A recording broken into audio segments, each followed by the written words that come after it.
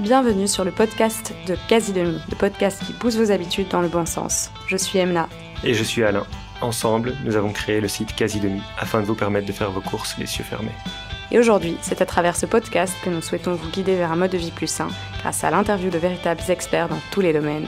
Alors branchez vos écouteurs et bonne écoute. Bonjour à tous et bienvenue dans ce nouvel épisode du podcast Quasi-Demi. Je suis Alain et avec Emna, j'ai fondé le site Quasi-Demi il y a 5 ans, avec pour vocation de proposer des produits meilleurs pour vous et pour la planète. Et bien sûr, ils doivent être accessibles au plus grand nombre. À travers ce podcast, nous souhaitons démocratiser l'accès à un mode de vie plus sain en interviewant différents experts dans tous les domaines possibles. Aujourd'hui, j'ai le plaisir d'accueillir Kevin Aourag, fondateur de Sync Protein. Bienvenue Kevin. Salut Alain, merci. Est-ce que pour débuter ce podcast, je peux te demander de te présenter rapidement qui tu es et qui tu es aussi par rapport à Sync et un petit peu une mise en contexte. Je m'appelle Kevin Aourag, j'ai 34 ans, je suis cofondateur et CEO de Sync. Sync, c'est une jeune DNVB de la food tech. On développe des boissons et des barres protéinées véganes, bio et gourmandes, respectueuses de l'environnement également, pour aider les personnes actives à atteindre leurs objectifs. On a fondé Sync il y a maintenant 4 ans et on est partenaire Quasi-Demi aussi. Exact, un de nos nombreux fournisseurs. Et d'ailleurs, parmi les marques de protéines, la meilleure marque en termes de succès. Donc, bravo pour ça. Est-ce que tu peux nous parler un petit peu de comment tu t'es retrouvé en fait à lancer cette marque Sync à l'époque ça fait combien de temps et comment ça s'est lancé? Bien sûr. Moi, je suis pratiquant de fitness et de sport depuis mes 18-19 ans. Donc, ça fait un petit moment déjà. Et j'ai été consommateur de protéines en poudre, ce qu'on appelle la whey au départ, qui est ni plus ni moins une protéine à base de lait, enfin, plus exactement à base de déchets de fromage. Et je digère pas du tout le lait. Donc assez compliqué pour moi à l'époque quand on m'a dit qu'il fallait compléter son apport en protéines pour construire du muscle et mieux récupérer. Et du coup, en fait, au fur et à mesure du temps, je me suis dit, mais pourquoi pas créer en fait une protéine à base de plantes? Parce que ça existait déjà sur le marché, mais c'était pas bon, ça avait un goût de terre, difficilement digeste, assimilable. Et donc l'idée, elle est venue d'un problème de digestion et de quelque chose qui était pas logique pour moi de consommer du déchet de fromage en apport protéiné, surtout avec ma position que j'ai un peu sur les produits laitiers. Ok, et donc de ton point de vue, est-ce que la protéine végétale, elle va être supérieure à certains égards, inférieure à d'autres par rapport à une protéine animale, ou est-ce que tu crois que c'est deux produits différents, ou est-ce qu'il y a vraiment un intérêt pour quelqu'un qui, par exemple, digère très bien le fromage, de se dire, moi, je voudrais quand même consommer des protéines végétales? Je pense qu'il y a un intérêt déjà environnemental, parce que si tu prends l'exemple d'une barre protéinée, une barre protéinée à base de whey, tu as besoin du coup de 600 litres d'eau pour la produire, alors qu'une barre de protéines végétales, c'est 13 litres. Et c'est à peu près les mêmes choses pour tout ce qui est émissions de CO2. Donc, il y a déjà une logique pour moi qui me paraît assez évidente. Derrière, tu peux tout à fait prendre des protéines végétales en remplacement des protéines du coup animales, qu'elles proviennent du lait ou d'autres, puisque tu as un profil d'acides aminés, c'est ce qu'on appelle les acides aminés essentiels, qui est quasiment équivalent à la viande du moment où tu combines tes sources de légumineuses. Et donc, en théorie, il n'y a pas réellement de différence. Ok. Et donc, toi, tu consommais de la whey, et à un certain moment, tu t'es dit, je voudrais quelque chose de plus végétal, et tu n'as pas trouvé ce que tu cherchais. Tu disais, le principal problème, c'était le goût, si j'ai bien compris. Il y avait d'autres trucs où tu t'es dit, tiens, ça manque dans le marché, et des choses que tu as eu envie d'amener avec la marque Sync, ou c'était principalement le goût que tu as voulu révolutionner? Ouais, il y avait très peu de protéines bio. Derrière, c'était principalement du soja, parce qu'il est facile à travailler et que travailler des protéines complètes en mixant du riz brun, de la protéine de chanvre, de la protéine de pois, c'est beaucoup plus compliqué. Mais ça te permet d'avoir un profil d'acides aminés complet. Et le goût était vraiment pas bon du tout. Et c'était impossible, enfin c'était pour moi pas logique de continuer à consommer de la protéine de lait, donc de la whey, puisque tu peux pas assimiler quelque chose que tu digères pas. Ouais, non, exact. Ok, très bien. Et alors, juste avant qu'on rentre peut-être plus dans le détail de comment consommer ces protéines, pourquoi les consommer, etc., parce que c'est vraiment l'objectif un peu du jour. Pour terminer donc un peu sur les produits Sync, tu peux nous faire un rapide tour d'horizon. Vous avez combien de poudres, c'est quel format, combien de goûts différents, etc., etc. Bien sûr. Alors, on dit toujours qu'on préfère faire ce qu'on sait faire et pas s'aventurer sur des produits qui n'apporteraient pas une réelle valeur ajoutée ou qu'un concurrent ou une autre marque pourrait proposer. Donc, on est sur de la protéine en poudre à base de légumineuses, multisources de protéines bio. On a environ 8 parfums. On a des parfums qui sont plutôt saisonnels et d'autres qui restent toute l'année. On est sur un format unique, un monoproduit, un format de sachet de 600 grammes dans lequel tu vas retrouver 20 doses, donc 20 fois 30 grammes de protéines. Sur une dosette de 30 grammes de protéines, de poudre, tu vas avoir 22 à 23 grammes de protéines. On a un pack Discover qui permet de découvrir les produits et on est en train de ressortir les barres protéinées, donc la version en barre de nos poudres, qui permettront du coup de pouvoir les consommer assez facilement en remplacement d'un snack sucré ou autre. Exact, parce que donc pour la petite histoire, vous aviez des bars dont on était aussi nous-mêmes chez Quasi Demi distributeurs, qui avaient beaucoup de succès. Moi, j'étais un grand consommateur de vos bars avec un délicieux glaçage, je trouvais ça super bon, mais que vous aviez arrêté provisoirement de produire. Et donc maintenant, ce sera leur grand retour.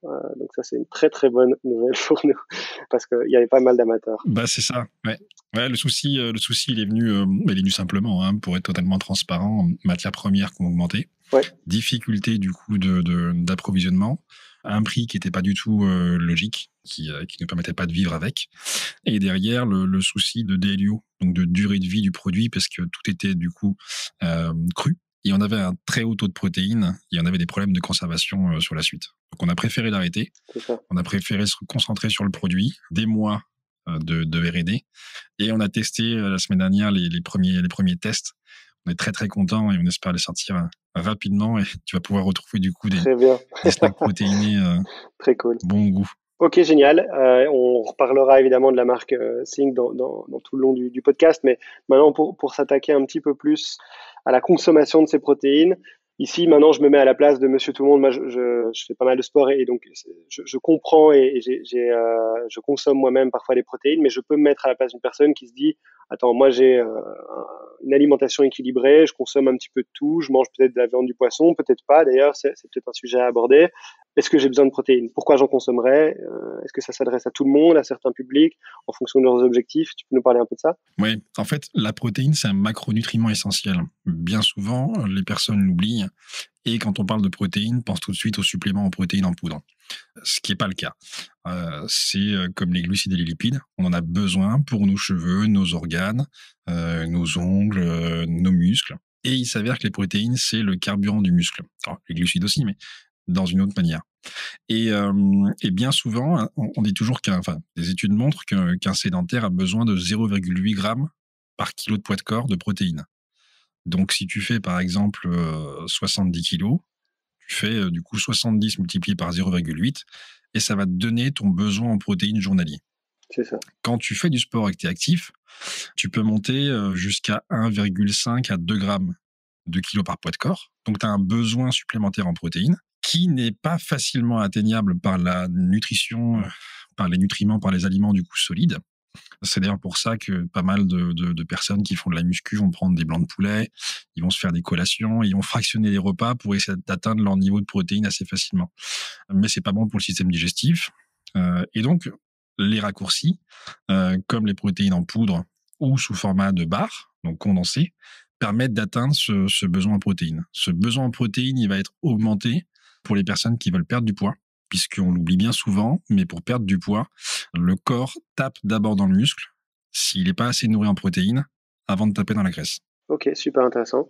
Et donc, typiquement, tu dirais, si je récapitule, les deux publics les plus susceptibles de consommer ce genre de produit ou auxquels tu recommandes, c'est ceux qui sont à la recherche d'une perte de poids ou des personnes qui font beaucoup de sport. C'est ça? Oui, tu vas voir ça. Tu as un troisième persona, les végétaliens notamment. Okay. Alors, les végétariens continuent à consommer en général du lait et des œufs pour certains, et ils peuvent atteindre quand même leur ratio en protéines.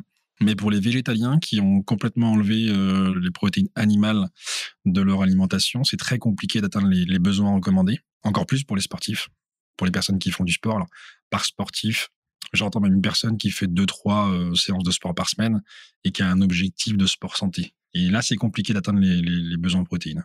Donc, c'est un autre persona aussi fort qui doit consommer des suppléments en protéines. Et donc, si on s'intéresse aux sportifs, parce que je pense qu'il y a énormément de gens qui font du sport dans les personnes qui nous écoutent, est-ce que ça s'adresse, ce genre de poudre protéinée, d'après toi? Parce que c'est un peu l'image qui est reçue par beaucoup de gens, c'est de se dire, OK, mais c'est pour construire du muscle, de la masse volumique, pour devenir plus fort, peut-être avoir une plus grosse carrure. Et donc, typiquement, plutôt des sports de poids et des sports de bodybuilding. Ou est-ce que tu te dis, en fait, non, c'est dans tous les sports, des sports de performance, de vitesse, d'endurance? Comment tu vois ça? Dans tous les sports, en effet. Comme je disais tout à l'heure, la protéine a souvent mauvaise presse parce qu'on l'assimile bien souvent au bodybuilder, ce qui n'est pas le cas. Typiquement, un coureur de trail a un besoin en protéines supérieures. Donc non, c'est du multisport, bien évidemment. Nous, dans nos clients, on a des personnes qui font du yoga, des personnes qui font du crossfit, du fitness simple, du running. Donc ça s'adresse vraiment à tout type de sportif qui pratique une activité, peu importe l'intensité. OK. Après, la consommation de protéines et le besoin en protéines dépendra évidemment des efforts. Et à quel point tu penses que se complémenter en protéines va permettre de faire une différence dans les résultats qu'on va obtenir? Est-ce que, je sais pas, tu as une expérience, j'imagine, dans le domaine? Est-ce que tu as certains de tes clients qui disent, voilà, ça fait un certain temps que je stagne et en prenant des poudres protéinées, voilà la différence que je perçois en termes soit de performance, soit aussi visuelle? Parce que ce qu'on constate, c'est qu'il y a beaucoup de gens qui vont peut-être voir une certaine progression dans, j'en sais rien, le nombre de kilomètres qu'ils arrivent à courir, mais avoir l'impression d'avoir un corps qui est relativement statique, qui évolue pas beaucoup. Donc, est-ce que peut-être ça permet de débloquer quelque chose et quelle est ton expérience là-dessus? Pour moi, c'est indispensable. J'ai pu le voir quand j'ai baissé mon apport en protéines et que je l'ai vraiment limité. Je récupérais moins facilement, mes courbatures duraient plus longtemps, j'ai perdu aussi en masse musculaire, donc j'étais moins efficient sur le sport que je pratiquais. Et du coup, oui, forcément, il y a un impact. Il y a un impact qui n'est pas que visuel, qui est aussi un impact de santé, puisque le corps, quand il fait un effort, il déchire sa fibre musculaire. Et c'est en le nourrissant du coup en protéines et en glucides également, parce qu'il en a besoin, c'est le carburant, qui va reconstruire du muscle. Et il va s'adapter à l'effort. Et pour pouvoir être meilleur et pour pouvoir progresser, il va construire en fait, il va reconstruire ses fibres musculaires. Et il a besoin du coup de sa nourriture. Ouais, évidemment. Et donc, admettons que je sois convaincu et que je veuille me mettre au Protein Sync ou une autre. Comment est-ce que tu les consommes? Tu les consommes à quel moment? En fonction de quand tu fais du sport, pas du sport, que quand tu fais du sport. Donc, si je fais 3 fois par semaine, je les consomme 3 fois par semaine ou plutôt tous les jours. Quelle quantité? 1, 2, 3 fois par jour? Est-ce que ça dépend de ce que je mange? Tu traques tes macronutriments pour regarder ce que tu manges et en fonction, tu compenses le reste, ou tu as plus ou moins une dose que tu recommandes de manière un petit peu continue? Comment tu recommanderais de gérer tout ça? Écoute, moi personnellement, j'ai une alimentation qui est plutôt saine. Je calcule pas mes macros, je m'embête pas du tout avec ça. Je sais à peu près de combien j'ai besoin et du coup, ce que je conseillerais aux gens, l'important, c'est d'avoir un apport protéiné en protéines journalier. Atteindre son quota de protéines journalier. Donc le calcul, il se fait très simplement, hein. On le disait 0,8 pour une personne sédentaire, entre 1,5 et 2 grammes par kilo de poids de corps pour des sportifs. Et en fait, tu calcules simplement, tu essayes d'avoir une vue d'ensemble sur ton apport en protéines dans la journée, tu essayes de le tenir. Il n'y a pas d'intérêt à prendre de la protéine un jour sur 2, un jour sur 3. Faut avoir une constance. En fonction de ça, tu sais à peu près où tu te situes. Tu prends un checker en plus, ou alors en porridge ou en cuisine, parce que tu peux les consommer aussi. Et la majorité des consommateurs de protéines maintenant sont des personnes qui font des recettes avec. Mais moi je conseille simplement de rajouter un apport protéiné par jour. C'est largement suffisant.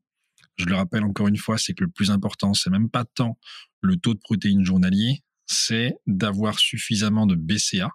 On y reviendra peut-être après dedans, mais d'avoir suffisamment d'acides aminés essentiels dans ton apport dans la journée. Donc de mixer les sources de protéines. Ok. Et le timing du coup de cette prise de protéines, est-ce qu'il a du sens? Je sais qu'on parle souvent de la window des 15 minutes ou des trucs comme ça avant ou après l'entraînement. Ouais, on parle souvent de fenêtre anabolique. L'idée, ce qui est important, c'est que une consommation après l'entraînement, elle est intéressante dans la mesure où tu ne manges pas dans les 15-20 minutes qui suivent l'entraînement. Et dans l'idée, oui, tu peux prendre un apport en protéines à ce moment-là avec des glucides, une source de sucre, c'est hyper important. Faut imaginer que c'est comme un train qui va démarrer et qui va direction dans les muscles. Donc, plus tu mets de protéines et de glucides, mieux c'est à ce moment-là. C'est ce qu'on appelle la fenêtre anabolique. Mais bien souvent, si tu manges dans la demi-heure qui suit l'entraînement, c'est pas nécessaire. Tu peux soit l'intégrer à ton petit-déj le matin, soit le prendre en collation dans la journée, ou soit le soir avant de te coucher. Ok. On voit parfois certaines personnes qui sont assez profondément inscrites dans le bodybuilding qui vont avoir leur shake tout le temps avec eux. Est-ce que c'est pour diluer un peu la prise justement de ces protéines? Est-ce que ça a du sens? Ou est-ce que tu dis en fait tu peux les prendre toutes d'un coup et ça change rien? Ou est-ce qu'en fait essayer de prendre des plus petites doses à plus de moments va permettre une meilleure absorption? Oui, il faut fragmenter. Il y a pas mal d'études contradictoires là-dessus, mais dans l'idée, c'est de fragmenter à la fois, typiquement, on prend un exemple, tu as un objectif de prendre un petit peu de muscle, du coup, tu brûles assez rapidement tes calories parce que tu as tendance à être quelqu'un qui prend pas de poids. Tu vas monter tes calories, tu vas peut-être te mettre à 2800 kilocalories par jour. Ce qui va se passer, c'est que tu vas devoir absorber 2800 calories dans la journée. Tu peux pas le faire en une fois, évidemment. Donc, pour soulager tes organes digestifs, tu vas avoir besoin de fragmenter tes repas. Dans la journée, c'est plus facile. Donc, ça peut être le petit-déj, ça peut être une collation à 10 heures, ton déjeuner, une collation à 16 heures et ainsi de suite. C'est ce que font les bodybuilders, c'est ce que font les personnes qui ont un besoin haut en protéines. Ils le fractionnent parce que, évidemment, tu peux pas assimiler une quantité énorme de protéines d'un coup. Il n'y a aucune logique. Ton corps a besoin d'être nourri aussi sur la constance, sans saturer du coup ton système digestif. Donc c'est pour ça que moi je recommande pas les personnes qui font des collations toutes les 2-3 heures parce que ton système digestif ne se repose jamais. Moi, quand je consomme beaucoup de suppléments en protéines, il peut m'arriver de prendre une barre Sync ou typiquement 2 shakers dans la journée ou une version en porridge. Je fractionne. Ça va m'aider le matin au petit déjeuner et ça m'aidera probablement en milieu d'après-midi. C'est ça. Ok. Et je voulais revenir justement parce que tu as pas mal parlé de comment consommer ces protéines. C'est une vraie question, je pense, pour pas mal de gens parce que si tu regardes sur un emballage, il est mis dose de une cuillère et débrouille-toi. Comment donc tu as parlé d'un porridge. Est-ce que tu as un peu d'autres astuces de comment les consommer? Est-ce que parfois quand tu dis un shaker, c'est-à-dire avec de l'eau, avec du lait végétal, pour quelqu'un qui n'en a jamais consommé, qui a envie de s'y mettre, quelles seraient un peu les pistes que tu lui donnes s'il doit en explorer 5-6 les plus classiques? La plus simple, c'est le shaker avec de l'eau. Nous, quand on a créé Sync, l'objectif de créer ce produit, ce qui était très dur, c'était du coup d'enlever l'arrière-goût des légumineuses. Et ça, c'est un vrai process. On a un process particulier qui nous permet d'atteindre le goût qu'on a. C'était de se dire, avec 250-300 millilitres d'eau maximum, on met un scoop de protéines dedans. Donc un scoop rase, ça fait 30 grammes de poudre.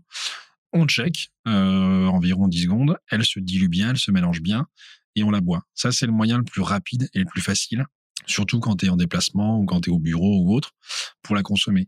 Alors, tu as la version des bars, vivement qu'elle revienne parce que c'est très pratique aussi. Exact. Tu peux l'emmener avec toi assez facilement et avoir un apport en protéines simple, sans être obligé de te faire un shaker.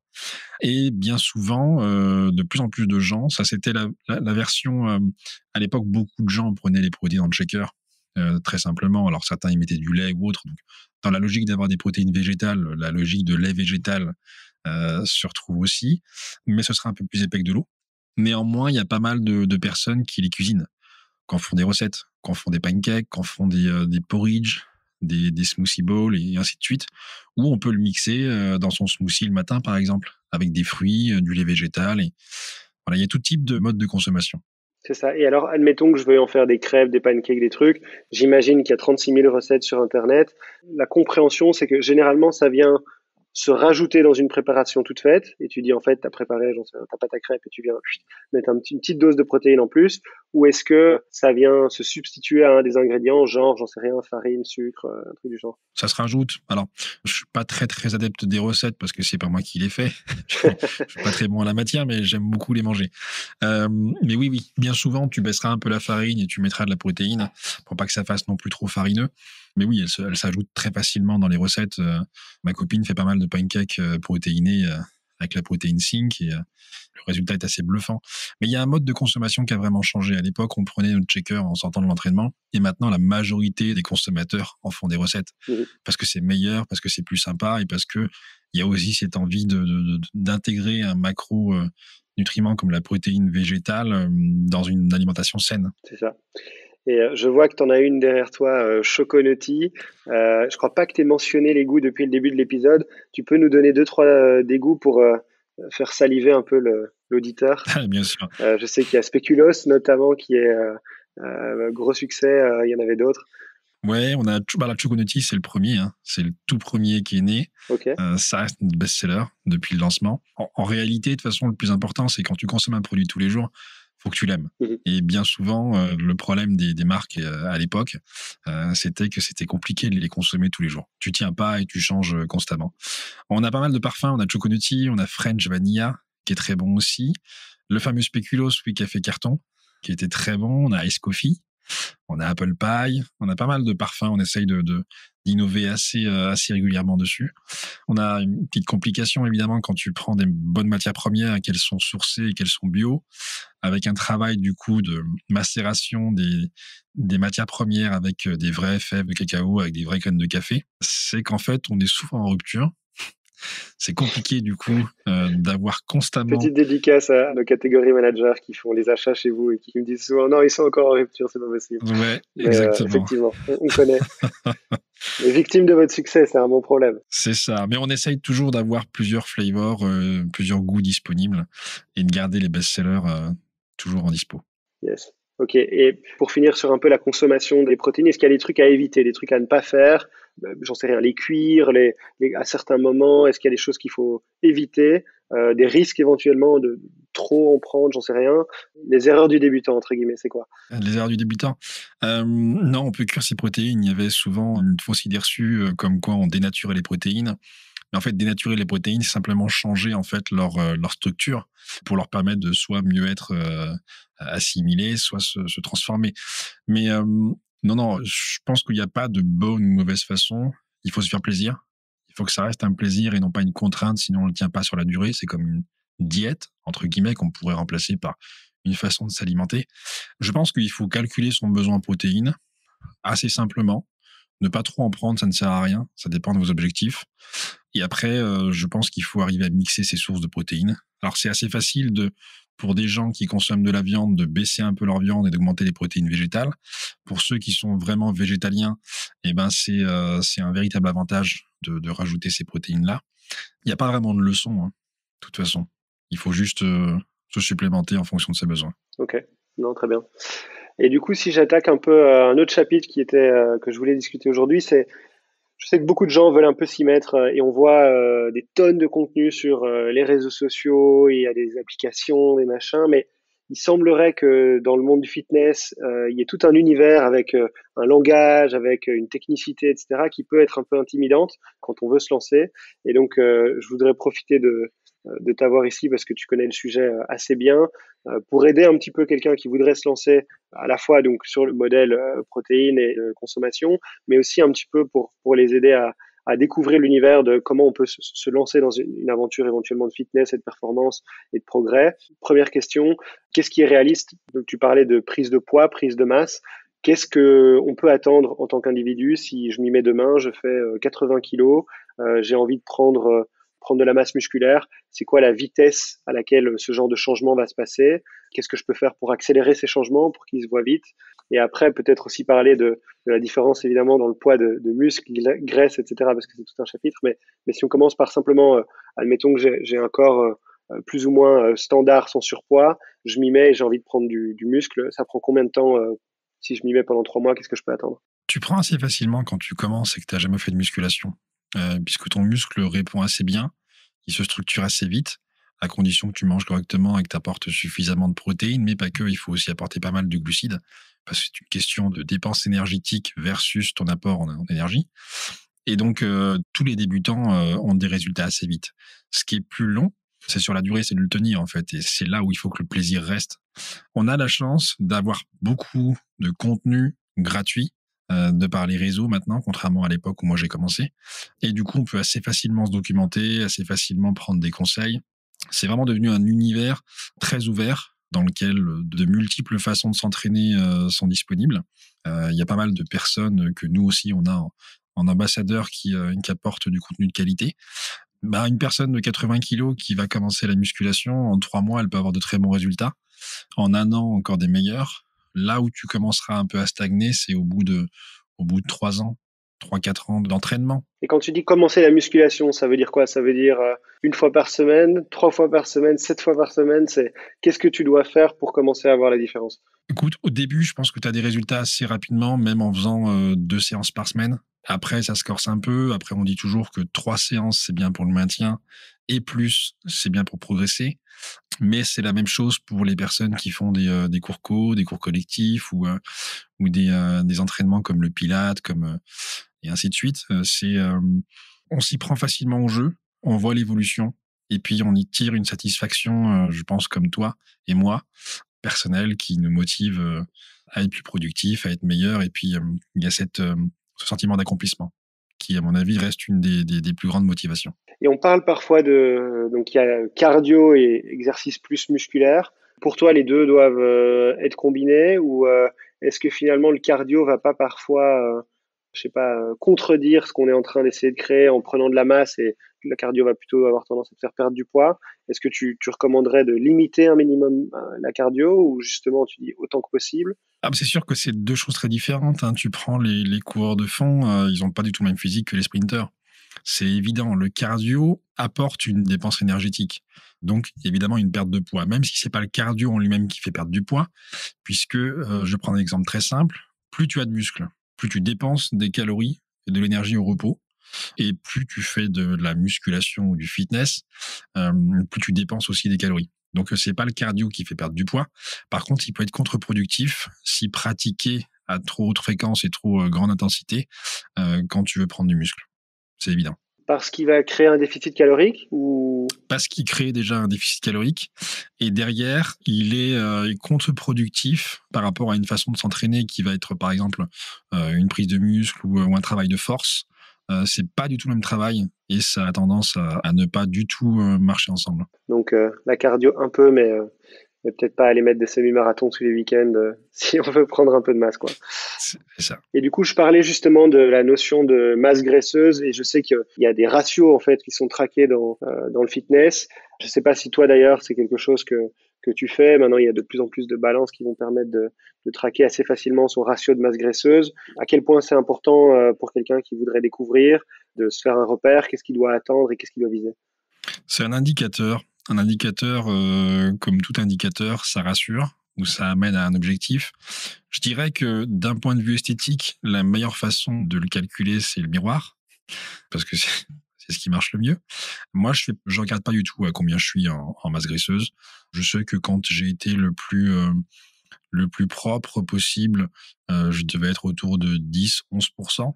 Mais la majorité des gens qui font un peu de fitness et qui font du sport de santé, pour les hommes, vont se retrouver autour de 13, 14, 15.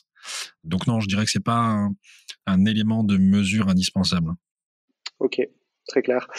Je sais pas s'il y a d'autres trucs par rapport justement à cette partie fitness, des conseils que tu aurais pour quelqu'un qui découvre et qui veut se lancer avant qu'on parle justement de toute la notion que tu as évoquée tout à l'heure, des BCA, etc. Très honnêtement, le faire avec plaisir, se fixer des objectifs réalisables. Et derrière, privilégier une nutrition, une alimentation du coup naturelle, avec de vrais ingrédients. La supplémentation, elle arrive simplement après. Bien souvent, au départ, tu n'en as pas besoin.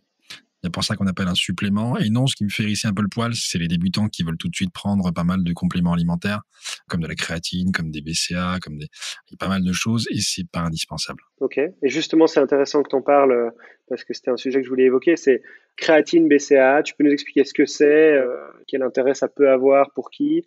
Les BCA sont une partie des acides aminés que tu vas retrouver du coup dans les protéines, qui sont essentiels, mais qui sont les plus importants. Et typiquement, notamment la leucine. La leucine est super importante. En parallèle, par rapport entre protéines animales et protéines végétales, la protéine végétale contient en général 20% de moins de leucine que la protéine animale. Et donc, c'est pour ça qu'il faut arriver à mixer ces protéines végétales, ces sources de protéines végétales, donc ces sources de légumineuses, pour arriver à remonter ce pourcentage, qui est très facilement faisable si on les mixe correctement. Mais les BCA, c'est simplement ces trois acides aminés-là, donc la leucine, l'isoleucine et la valine. Et l'industrie en a fait du coup un supplément qu'il a marketé un petit peu indispensable, alors que pas du tout, puisqu'on les a assez facilement dans notre nutrition du coup naturelle. Les apports en protéines, même en poudre, sont largement suffisants et nourrissent complètement ses besoins en BCA. Donc voilà. Les BCA, moi, c'est pas un supplément dont je suis pour, puisque je pense qu'il n'est pas utile, dans la mesure où on mange correctement et on se supplémente correctement. Mais l'industrie les vend aussi bien souvent à prendre pendant l'entraînement ou autre, alors que le corps n'en a pas besoin, surtout pas à ce moment-là. Et la créatine, c'est un supplément qui est intéressant, puisqu'il y a beaucoup d'études qui démontrent que pour une majorité de personnes, il y a un gain du coup en endurance et en force musculaire. Il y a différents protocoles de prise. Je pense qu'il est intéressant, pas au départ. Je pense que ça peut être un supplément qui est intéressant quand on commence à pratiquer un petit peu correctement. Voilà un peu la différence entre les BCA et la créatine. Après, tu as pas mal d'autres suppléments, mais qui sont vraiment bien spécifiques et qui sont pas importants versus des vitamines et minéraux qu'on pourrait du coup facilement consommer en supplément de son alimentation. Et donc là, tu parles, quand tu dis vitamines et minéraux, tu parles de les trucs généraux, j'en sais rien, de la vitamine B, C, D et des choses comme ça, en Bien disant sûr. peut-être Oui. commencer par la base avant d'aller s'aventurer dans les trucs extrêmement niches et précis du fitness, quoi. Ouais, c'est souvent une façon de faire dépenser de l'argent, Mhm. puisqu'au final, c'est quand même très cher. Et moi, typiquement, en tant que consommateur, j'ai mon alimentation, je supplémente en protéines pour atteindre mes besoins en protéines. Et les seuls compléments que je vais avoir, ça va être du magnésium, ça va être de la vitamine C, un complexe multivitamine, et je vais me limiter à ça. Ok. On parle aussi beaucoup du sommeil et du fait de boire beaucoup quand on fait du fitness. Tu peux nous en dire un peu plus? À quel point c'est important? Est-ce que toi-même, tu as déjà expérimenté avec tout ça? Ouais, bien sûr, bien sûr. Alors, le sommeil, hyper important. C'est à ce moment où on régénère, où on récupère. C'est à ce moment-là aussi où on reconstruit le muscle. Et donc, non, c'est hyper important. C'est à ce moment-là aussi où l'hormone de croissance est sécrétée. Donc, le sommeil, il est indispensable à la récupération du sportif, mais pas que, hein, il est essentiel pour nous tous. Et l'eau, oui, l'eau est super importante dans une quantité adaptée. Déjà parce que pendant l'entraînement, on va transpirer. Ensuite, parce que les muscles ont besoin d'eau. Donc, plus on a de muscles, plus on a besoin d'eau. Moi, je consomme entre 1,5 litre et 2,5 litres suivant les journées et les entraînements. Ouais, c'est ce que j'entends effectivement, que hyper important de l'un comme l'autre. Énormément dormir si on veut faire des progrès. Et hyper important dans la récup. Je sais que j'entendais un podcast de Kylian Jornet, qui est un coureur de fond absolument fêlé, Ouais. qui court des 150, 200 kilomètres, qui disait aussi finalement, on a fait toutes les études possibles et toutes les gélules, etc. Et finalement, la meilleure récup, c'est dormir, dormir, dormir. Donc j'y crois assez bien.